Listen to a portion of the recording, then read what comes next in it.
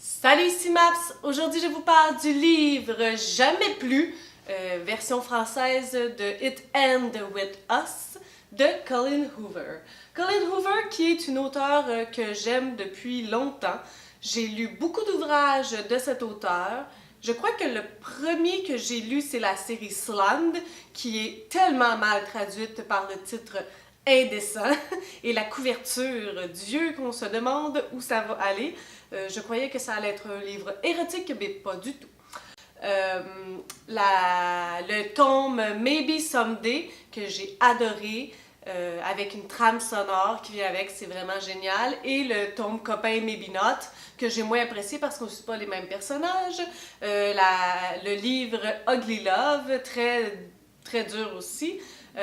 Confess, qui est un peu plus populaire parce qu'il y a eu une série télé récemment, l'an passé, qui est sortie sur cet ouvrage. Et il y en a d'autres, mais ceux-là, c'est ceux que j'ai lus. Je sais pas si j'en oublie. Si j'en oublie, c'est parce qu'ils étaient moins bons. Ben, la trilogie Never Never, mais on n'en parlera pas. Alors, j'avais vraiment envie d'en lire un autre. November 9, je ne l'ai pas vu traduit encore. Alors, dès que j'ai vu que celui-là était disponible, je suis sautée dessus.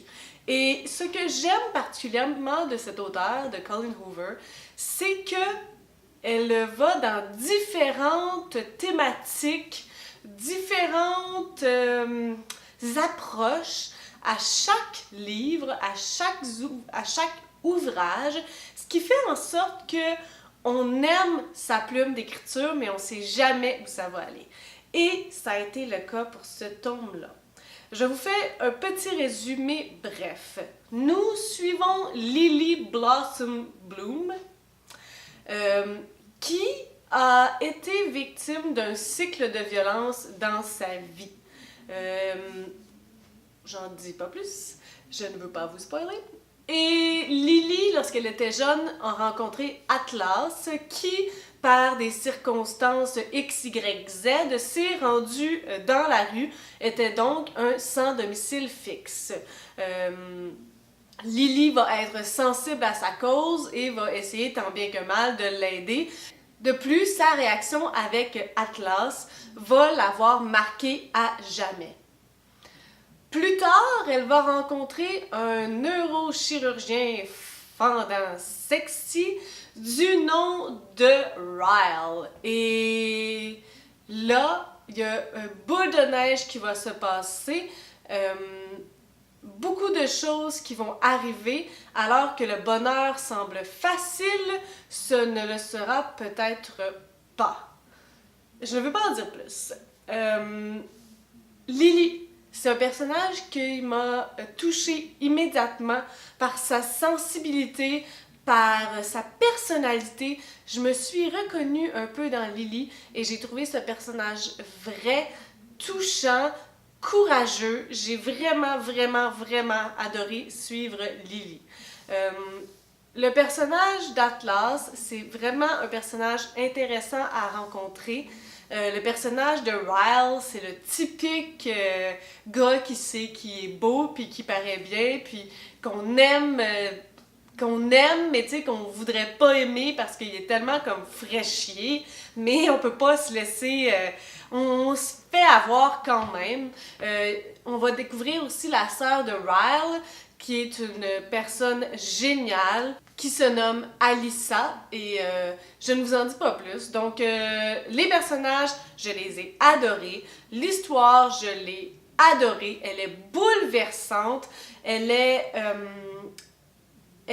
incroyable parce que l'auteur nous amène dans des situations que peu de gens ont vécues. Et là, on comprend le struggle, on comprend le débat qui s'installe dans la tête de Lily lorsque tu as vécu des choses comme, ou que tu as vu des choses comme de la violence conjugale.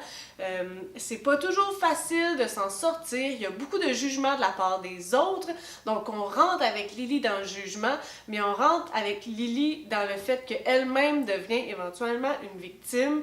C'est incroyable, on comprend ses dilemmes, on comprend que c'est pas si facile à faire. Elle qui s'est toujours dit s'il y en a un qui lève la main sur moi, c'est facile, je prends mes clics et mes claques, eh bien, ce ne sera pas si facile et ce n'est pas si facile pour mille et une raisons, mais Lily est une courageuse et elle va nous démontrer qu'on peut s'en sortir d'une certaine manière. Je ne vous en dis pas plus, mais l'histoire m'a bouleversée. J'étais très près des larmes, j'ai été vraiment chavirée. Ça m'a fait réfléchir sur la violence, ça m'a fait réfléchir aussi sur les jugements qu'on porte sur les personnes sans domicile fixe. Ici, on parle d'Atlas, qui était un jeune adulte, 17-18 ans, plus de soutien, majeur. Alors, qu'est-ce qu'on a? On a foutre de cet enfant-là. C'est pas simple, c'est pas facile, c'est vraiment bouleversant.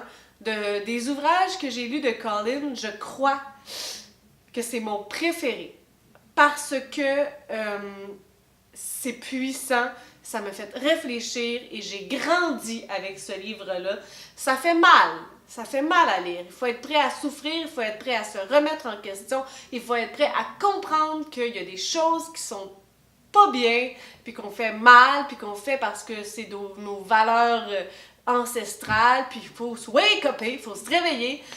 C'était beau ça, wake-upper. Mais c'était une lecture époustouflante. Alors, lisez ce livre-là, Jamais plus, de Colin Hoover. Si vous avez des questions sur cet auteur, elle est très active sur les réseaux sociaux, particulièrement sur Instagram. C'est une auteure que j'aime beaucoup et j'ai lu beaucoup de ses ouvrages. Alors, si vous avez des questions pour moi aussi, n'hésitez pas. Éventuellement, j'aimerais vous faire une vidéo spéciale de mon classement des ouvrages de Colin Hoover et pourquoi. Elle a des forces incommensurables et c'est une auteure qu'on doit lire. Même si on ne doit pas nécessairement tous les lire, même si je pense pas qu'ils vont tous vous plaire, il y a certainement un des ouvrages qui va vous parler davantage. Comme celui-ci, eh bien, c'est un ouvrage assez frappant si vous aimez ce genre d'ouvrage-là. Je parle beaucoup du mot ouvrage, mais roman aussi, bon. Alors, sur ce, si vous avez des suggestions, des critiques, des commentaires, vous pouvez toujours faire en dessous de ma vidéo. Et sur ce, je vous souhaite de bonnes lectures.